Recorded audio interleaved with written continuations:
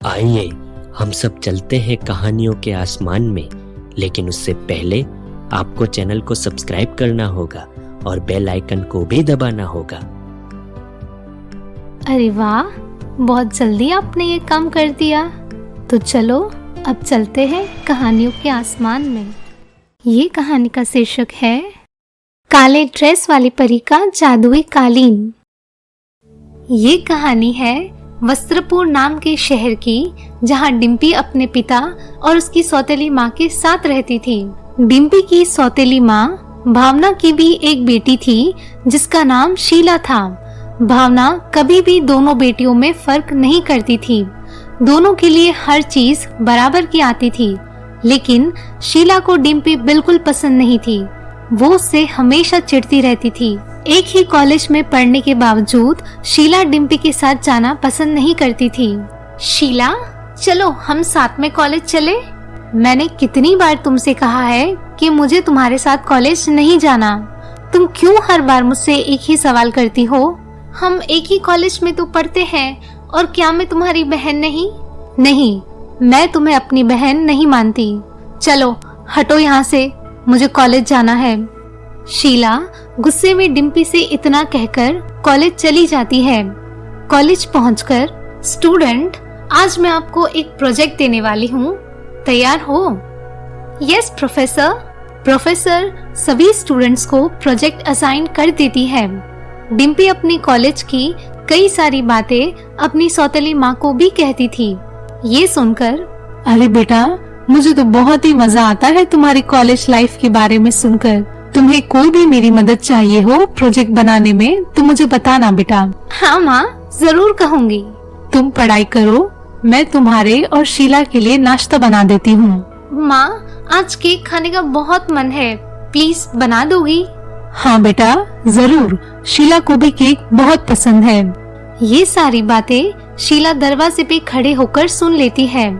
ये देखकर उसे बहुत जलन होती है कि डिम्पी अपनी मीठी मीठी बातों से उसकी माँ का दिल जीत लेती थी। उसके दिल में डिम्पी के लिए नफरत और बढ़ती जा रही थी। अगले दिन सुबह दोनों कॉलेज के लिए निकल जाती है। स्टूडेंट, प्रोजेक्ट कल सबमिट करना है, सबने रेडी कर लिया? यस प्रोफेसर, मेरा तो रेडी है। कुछ स्टूडेंट ने तैयार कर लिया था, कुछ का बाकी रह गया था। उनमें से एक शीला भी थी। शीला को पता चलता है कि डिम्पी ने उसका प्रोजेक्ट बहुत अच्छी तरह से कंप्लीट कर दिया है और उसका बहुत सारा बाकी भी था।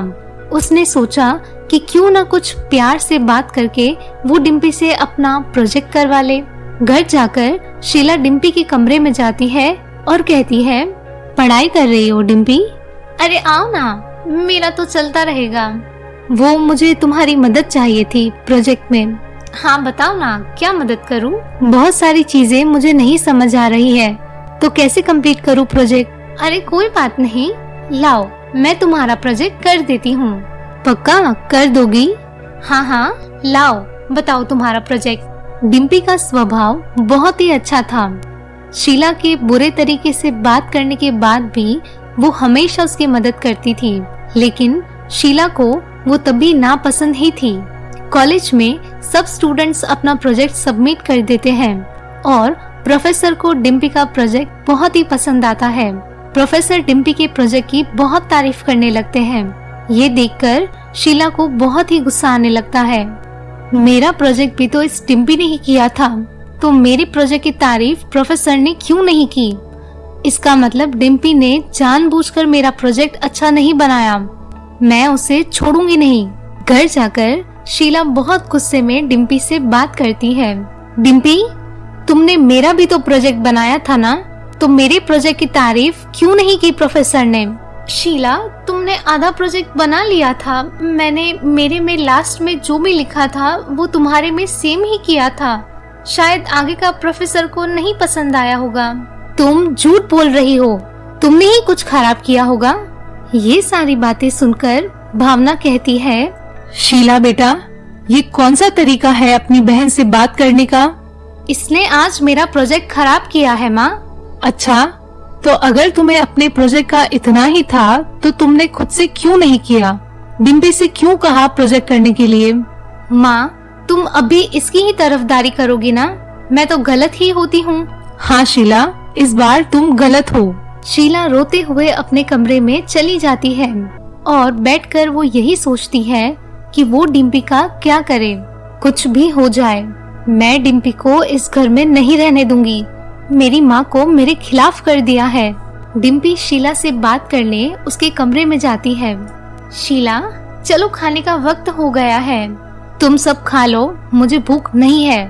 खाने पे कैसे गुस्सा उतारना? मुझे किस पर गुस्सा उतारना है या नहीं वो मैं देख लूंगी, तुम जाओ यहाँ से।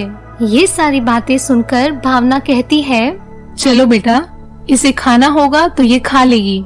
तुम्हें अपनी जिद में रहना है तो रहो, ठीक है शीला? माँ, तुम ऐसे क्यों बात कर रही हो मुझसे?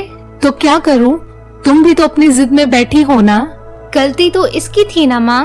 गलती डिम्पी की नहीं थी, इसने तो तुम्हारी मदद की प्रोजेक्ट कंप्लीट करने में, और तुम इसे ही सुना रही हो। गुस्से में इतना बोलकर भावना वहाँ से चली जाती है। ये देखकर शीला को बुरा लगता है।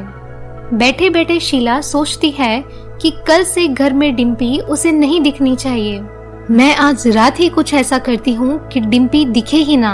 एक काम करती हूँ, उसे टेरेस पर ले चलती हूँ किसी बहाने से और वहाँ से उसे धक्का दे दूंगी। डिम्पी से छुटकारा। ये सोचकर शीला डिम्पी के पास जाती है। डिम्पी, सॉरी यार, छोटी बहन समझकर माफ कर दे। अरे कोई बात नहीं। नहीं नहीं, लगता है तू अभी मुझसे नाराज है। नाराज? अरे नहीं बाबा, मैं तुमसे नाराज नहीं हूँ। मैं कैसे मान लूँ? तो क्या करूँ जिससे तुम मान जाओ? ठीक है, तो फिर चलो मेरे साथ टेरेस पर, बातें करेंगे। बस इतनी सी बात, चलो। डिम्पी शीला की बातों में आकर टेरेस पर चली जाती है और टेरेस पर जाकर शीला डिम्पी को अपनी बातों में उलझा के रखती है। बात करते करते डिम्पी टेरेस की दीवार के नजदीक पहुंचने लगती है और शीला इस मौके का फायदा उठा लेती है और डिम्पी को पीछे से जोर से धक्का देती है। डिम्पी को गिरता देख शीला कहती है, बाय डिम्पी, अब मेरे मम्मी पापा सिर्फ मेरे हैं। इतना बोलकर वो वहाँ से चली जाती है। तभी आसमान में एक काले रंग के कपड़ों वाली परी सैर कर रही होती है। तभी उसकी नजर डिम्पी पर जाती है। वो तुरंत ही उसके पास जाती है और अपनी छड़ी से जादुई कालीन डिम्पी के पास भेज देती है। जादुई कालीन की मदद से डिम्पी की जान बच जाती है। जादुई कालीन पर डिम्पी सोचने लगती है, अरे ये जादुई कालीन पर मैं कैसे, किसने मेरी जान बचाई? इतनी ही देर में काले कपड़ों वाली परी वहाँ आ जाती है और कहती है, मैंने तुम्हारी जान बचाई। मैंने देखा कि तुम टेरेस से गिर रही थी तो सोचा कि ये जादुई कालीन से तुम्हारी बहुत मदद हो जाएगी। शुक्रिया परी, मेरी जान बचा लिया आपने। लेकिन तुम गिरी कैसे? फिर डिम्पी ये सारी बातें परी को बता देती है और परी गुस्से में आकर डिम्पी को उसके घर ले चलती है और वहाँ शीला आराम से सो रही होती है। ये देखकर परी अपने जादू से शीला को काला बना देती है। बातों की आवाज सुनकर शीला उठ जाती है और देखती है कि डिम्पी वापस आ गई है। तू वापस आ गई? कैसे आई? मैंने तो तुझे धक्का दे दिया था ना। मैं लाई हूँ डिम्पी को और तुम्हारी ये हिम्मत। आप कौन हो? जरा अपनी शक्ल आईने में देखोगी? क्यों, क्या हुआ मेरी शक्ल को? शीला ने जैसे ही आईने में देखा उसका चेहरा काला हो गया था। ये देखकर मैं काली कैसे हो गई? मेरा चेहरा? डिम्पी, क्या लगाया है तूने मेरे चेहरे पर? निकाल चल। डिम्पी ने कुछ नहीं किया, ये मैंने किया है और अब तुम ऐसी हालत में ही रहोगी। दोबारा इसे परेशान करना भूल जाओगी। बहुत शौक है ना तुम्हें परेशान करने का, अब करती रहना। ये सुनकर शीला को एहसास होता है कि उसने डिम्पी के साथ गलत किया है। उसे ये सब करने की जरूरत नहीं थी। शर्मिंदा होकर शीला डिम्पी से माफी मांगती है और कहती है, मुझे माफ कर दो डिम्पी, मैंने तुम्हारे साथ बहुत गलत किया है। परी जी, इसे अपनी गलती का एहसास है, प्लीज आप इसे पहले की तरह ठीक कर दीजिए। नहीं, मैं ऐसे लोगों को जानती हूँ, सजा मिलने पर अच्छे बनते हैं, फिर वैसे ही हो जाते हैं। मैं वादा करती हूँ परी जी, मैं ऐसी गलती दोबारा नहीं करूँगी। प्लीज मुझे ठीक कर दीजिए। डिम्पी, अगर इसने तुम्हें कभी भी परेशान किया तो बस मुझे याद कर लेना, मैं आ जाऊंगी तुम्हारी मदद करने। ठीक है? ठीक है परी जी। परी शीला को पहले जैसा कर देती है और वहाँ से चली जाती है। उसके बाद से शीला बहुत बदल जाती है और डिम्पी को अपनी बहन मान लेती है और उसे कभी परेशान नहीं करती। आपको हमारी वीडियो कैसी लगी ये आप हमें कमेंट सेक्शन में बताएं। अगर अच्छी लगी हो तो वीडियो को लाइक करें, अपने दोस्तों रिश्तेदारों से शेयर करें, चैनल को सब्सक्राइब करें और हाँ, बेल आइकन दबाना ना भूलें।